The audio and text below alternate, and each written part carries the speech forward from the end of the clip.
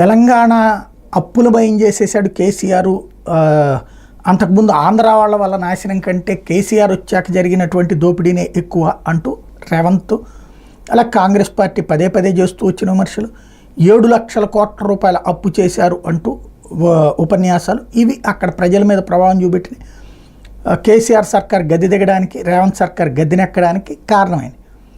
ఇప్పుడు అసెంబ్లీలో కూడా అదే పాయింట్ ఆఫ్ వ్యూలో వచ్చినప్పుడు బీఆర్ఎస్ అక్కడ గట్టిగా తగులుకుంది. 7 లక్షలు కొట్టేట్లాగా లెక్క చూపెట్టండి, చర్చిద్దాం రండి అన్నట్టు.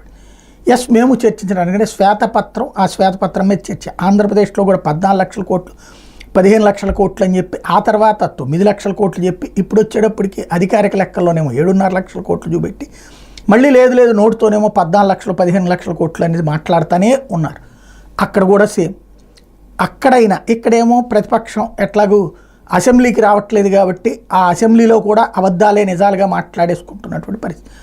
అక్కడన్నా అసెంబ్లీలో ఇద్దరు కూర్చుని చక్కగా చర్చించి అసలు నిజం ఎంత, అప్పులు దేని ద్వారా ఎంత, డైరెక్ట్ అప్పులు ఎంత, దాని పేరే ఉంటారు మన వీటి ద్వారా జరిగినటువంటి అప్పులు ఎంత, ఏది కార్పొరేషన్ల ద్వారా జరిగిన అప్పులు ఎంత, ఇట్లాంటివన్నీ వివరంగా చర్చించి ప్రజలకి స్పష్టంగా తెలియజేస్తే దాంతో ఏం చేశారు అన్నటువంటిది, అది అవునా కాదా అన్నటువంటిది ప్రభుత్వం చెప్తే ప్రజలు వింటారు, అర్థం చేసుకుంటారు. అది రేపు పొద్దున ఆంధ్రాలో కూడా ఏమన్నా మంచి చర్చ జరగడానికి అవకాశం ఉంటుందేమో.